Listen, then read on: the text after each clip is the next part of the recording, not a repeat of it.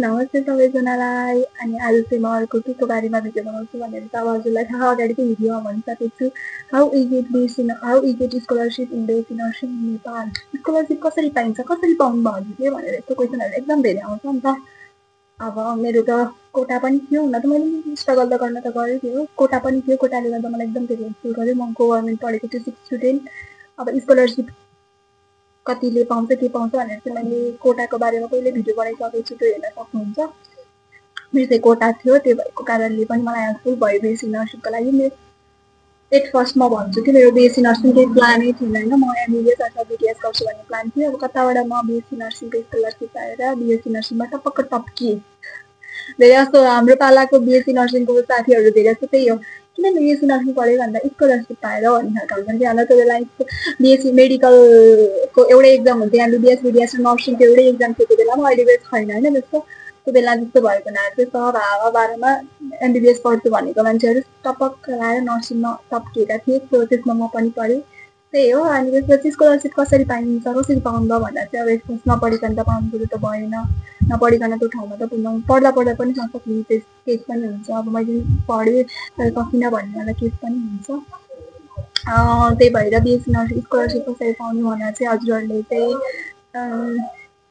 के भनौँ, कहाँबाट सुरु गर्ने, हजुरहरूसँग कोटाहरू छ भने, जस्तै गभर्मेन्टको कोटाहरू हो भने कोटाहरूको पेपरहरू बनाइराख्नु, त्यसले गर्दा हजुरहरूलाई हेल्पफुल हुन्छ। अनि त्यसपछि त्यति मात्र नभएर के भन्छ जनजातिको कोटा के कोटाहरू छ नि मेडिकल इन्ट्रान्सकोमा, कोटाहरू बनाएर पेपरहरू राख्नुभयो भने चाहिँ पछि रिजल्ट आइसकेपछि हजुरहरूलाई त्यसले अगाडि बुस्टअप गर्न हेल्प गर्छ। स्कलरसिप कोटा स्कलरसिप पाउनको लागि एकदम हेल्पफुल गर्छ, बुस्टअप गर्नको लागि। त्यो भयो। अनि एकपछि स्टडीको कुरा गर्नुपर्दा चाहिँ कसरी पढ्यो भने चाहिँ स्कलरसिप पाइन्छ भनेर भन्नुहुन्छ होइन। म अब मेरो आफ्नो एक्सपिरियन्स अथवा मेरो साथीहरूले कसले भनेअनुसार त्यो चाहिँ म भन्न चाहन्छु। कसरी गर्ने भन्दा चाहिँ फर्स्टमा चाहिँ हजुरहरूले चाहिँ फर्स्टमा के भन्छ अरे medical entrance prepare bridge course त हजुरहरूले जुनै गर्नु पऱ्यो नि त। ब्रिज कोर्स पनि जुन पाइने ठाउँमा गर्नु पऱ्यो भने चाहिँ आफूलाई अलिक अर्थी लाग्दैन, किन भन्दा अब हजुरहरूले राम्रो ठाउँमा के अरे ब्रिज कोर्स गर्नुभयो भने सिपी पेसेन्ट क्लास गर्नुभयो भने चाहिँ हजुरहरूलाई त्यसले ओर्चिट गराउने गर्छ। सबै चाहिँ गर्ने अब यस्तो मैले गरेको ठाउँमा चाहिँ मलाई चाहिँ ओर्चिट लागेको थिएन। त्यसरी नै हजुरहरूले पनि राम्रो ठाउँमा गर्नुभयो भने चाहिँ द्याट्स विल बी ओर्चिट। सकेसम्म नेम भाइब्रेन्टहरूको क्लास, अनि आजकल अर्को अरू इन्ट्रान्स डोज अनि अरू कुन पनि के थियो यार तिनीहरू भन्नुहुन्छ। मलाई चाहिँ नेम भाइब्रेन्टको चाहिँ एकदम राम्रो लाग्छ। इन्ट्रान्स डोजमा नि एक्सपिरियन्स भाइब्रेन्टहरू हुन्छ, त्यो पनि ठिकै छ, त्यो पनि राम्रै छ। अनि मलाई चाहिँ मन परेको चाहिँ नेम मनपर्छ, नेम भाइब्रेन्ट त्यो ठिक लाग्छ होइन।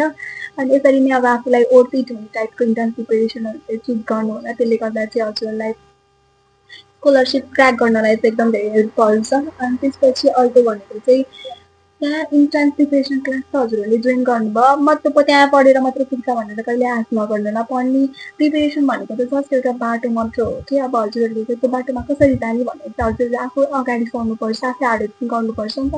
त्यही भएर त्यसको लागि चाहिँ अब प्रिपेरेसन पढेर त्यहाँ गएर पढेर आएर घर आएर किताबै हेर्नु भएन भने त्यस्तो पाराले त हुँदैन। त्यसको लागि चाहिँ त्यो त जस्ट एउटा बाटो मात्र हो। त्यसको बाटोको अगाडि बढ्नको लागि चाहिँ हजुरहरूको एकदम धेरै मेहनत चाहिन्छ। त्यही भएर प्रिपेरेसन क्लास राम्रो जोइन गर्नुभयो भने चाहिँ हजुरहरूलाई राम्रो बाटो देखाउन चाहिँ हेल्प गर्ने गर्छ। त्यही भएर त्यहाँ पढेर आएपछि घर आएर पढ्न सजिलो हुन्छ, त्यसरी नै पढ्ने। अनि एकदम धेरै चाहिँ के भन्नु एमसिक्यूहरू चाहिँ लास्टै धेरै प्र्याक्टिस गर्ने, त्यसले गर्दा चाहिँ हजुरहरूलाई एकदम हेल्पफुल हुने गर्दछ। अनि फिजिक्सको फर्मुलाहरू एकदम धेरै पढ्नुभयो भने अझै हुन्छ। अब हजुरहरूले फिजिक्स पढ्न सक्दिनँ, केमिस्ट्री त्यहाँ केमिस्ट्री चाहिँ ठिकै लाग्छ, फिजिक्स चाहिँ म फर्मुलाहरूले गर्दा एन्ड न्युमेरिकल प्रब्लमहरूले गर्दा चाहिँ मलाई गाह्रो लाग्छ भनेर चाहिँ बोटनी र जोलोजी धमाधम पढ्नु नि त। बोटनी र जोलोजी 80 मार्क्सको हुन्छ, 40 मार्क्सको। फिजिक्स र केमिस्ट्री 50 मार्क्सको हुन्छ। हजुरहरूले बोटनी र जोलोजी मात्र धमाधम पढ्नु भयो भने 80मा 70 लिएर आउनु भयो भने त फिजिक्सबाट 20 लिएर आउनु भयो, केमिस्ट्रीबाट 20 मार्क्स लिएर आउनु भयो भने त 100 क्रस पुग्न लाग्छ। म्याथ छ अझै त भने 100 क्रस पुग्न लाग्छ नि त। त्यही भएर फिजिक्स र केमिस्ट्री गाह्रो लाग्छ भने चाहिँ हजुरले चाहिँ बोटनी जोलोजी चाहिँ मजाले धमाधम पढ्नुभयो भने एमसिक्यू एकदम धेरै प्र्याक्टिस गर्नु, हरेक लेसनको पढिसकेपछि चाहिँ त्यसको एमसिक्यूहरू प्र्याक्टिस गर्नुभयो भने त्यसले चाहिँ क्र्याक गर्नलाई चाहिँ एकदम धेरै हेल्पफुल गर्छ। अनि टाइमिङहरू चाहिँ अलिक मजाले दिइराख्नु, जति त्यही प्र्याक्टिस गर्नुभयो त्यति नै आफूलाई फाइदा हुने हो। त्यसरी पढ्नु होला। अनि त्यसपछि अर्को भनेर चाहिँ पढ्ने बेलामा चाहिँ रिभिजन चाहिँ एकदम धेरै नेसेसरी छ। अब हजुरले आज एउटा सेट प्र्याक्टिस गरेर 1 महिनापछि फेरि त्यो सेट हेर्नुभयो भने त्यो सेट त केही पनि रहन्न।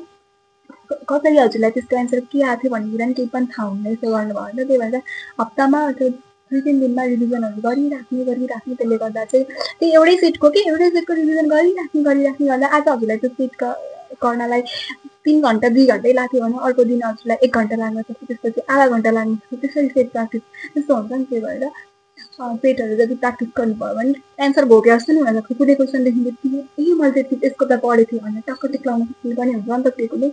त्यही भएर चाहिँ सेटहरू चाहिँ एकदम धेरै प्र्याक्टिस गर्नु होला, त्यो चाहिँ भन्न चाहन्छु मैले। अनि त्यसपछि अर्को भनेको चाहिँ राम्रोसँग पढ्नु होला। अब यो पालि क्र्याक भएन भने अर्को पालि पनि क्र्याक गर्न सक्नु पर्दछ। त्यही भएर त्यस्तो साह्रो स्ट्रेस लिएर अब मेरो नामै निस्केन भनेर चाहिँ त्यस्तो साह्रो स्ट्रेस चाहिँ नलिनु होला। यति नै हो स्कलरसिपको टिप्सहरू चाहिँ।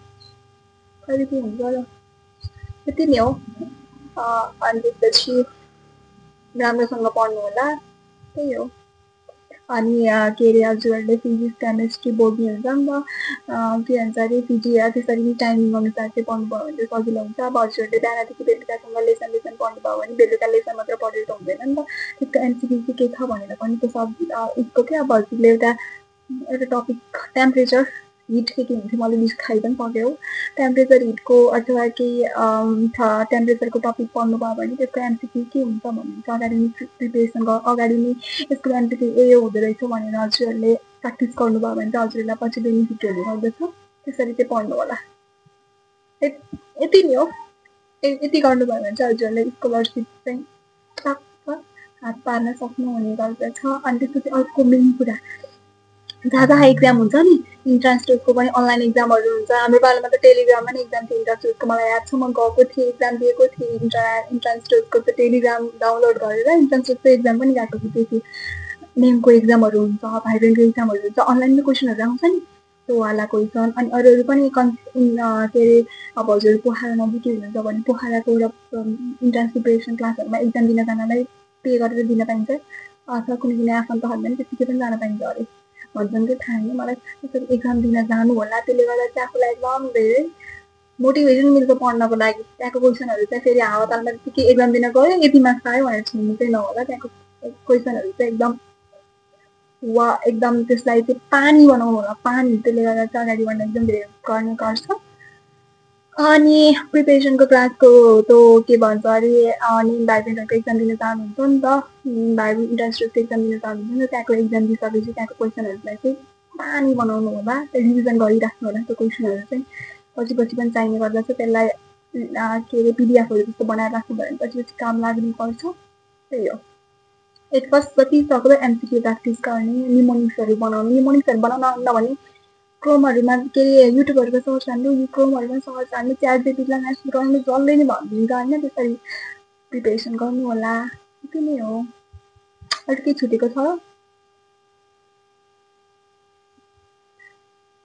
पढ्ने आफू हो, त्यही भएर मिहिनेत आफूले गर्नुभयो भने चाहिँ अवश्य हजुरहरूले एक साथमै फ्रेसरमै पास गर्न सक्नुहुन्छ। जस्तै मैले फ्रेसरमै पास गरेँ, फ्रेसमै पास गरेँ। त्यसरी नै अरू पनि क्वेसन केही छ भने चाहिँ सोध्न सक्नुहुनेछ, नत्र मेरो पुरानो भिडियोहरू हेर्नुभयो भने मैले यसको बारेमा धेरै पनि भनिसकेको छु।